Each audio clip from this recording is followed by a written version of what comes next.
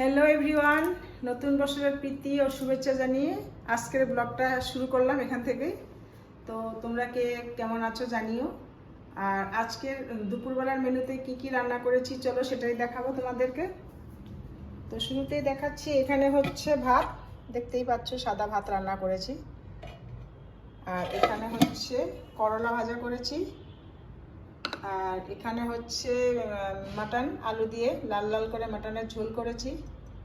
একদম গরম রয়েছে সেজন্য ঢালিনি। আর এটা হচ্ছে স্যালাড।